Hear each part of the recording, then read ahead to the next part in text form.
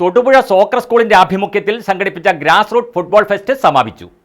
എല്ലാ വിഭാഗം ജനങ്ങളെയും സമൂഹത്തിന് ഉപകരിക്കുന്ന രീതിയിൽ പരിവർത്തനം ചെയ്യുവാനുള്ള ഫുട്ബോളിന്റെ ശക്തിയെ ബോധ്യപ്പെടുത്തുകയും യുവതലമുറയെ കായികരംഗത്തേക്ക് ആകർഷിക്കുകയും ചെയ്യുക എന്ന ലക്ഷ്യത്തോടെയാണ് ഗ്രാസ് റൂട്ട് ഫെസ്റ്റിവൽ നടത്തിയത്.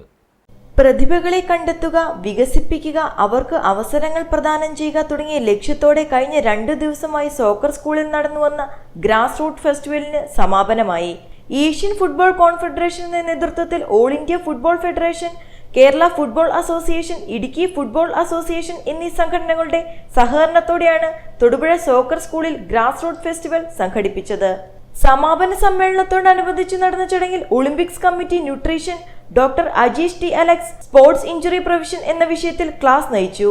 ഇന്റർ സ്കൂൾ ടൂർണമെന്റുകൾ, പെൺകുട്ടികളുടെ ഫുട്ബോൾ മത്സരം, ക്ലിനിക്കുകൾ, കൾച്ചറൽ പ്രോഗ്രാമുകൾ, സെമിനാറുകൾ, രക്ഷകർത്താക്കൾക്കായുള്ള മത്സരങ്ങൾ എന്നിവയും ഫെസ്റ്റിവലിന്റെ ഭാഗമായി സംഘടിപ്പിച്ചിരുന്നു. ഫെസ്റ്റിവലിൽ പങ്കെടുത്ത എല്ലാവർക്കും ഗ്രാസ് റൂട്ട് ലോഗോ പതിച്ച മൊമന്റോയും സർട്ടിഫിക്കറ്റുകളും നൽകി. News bureau, Thodupuzha.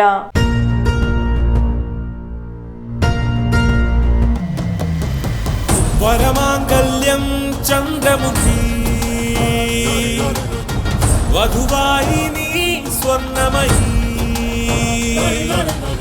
ശുഭമീ ബന്ധം ധന്യരാഗം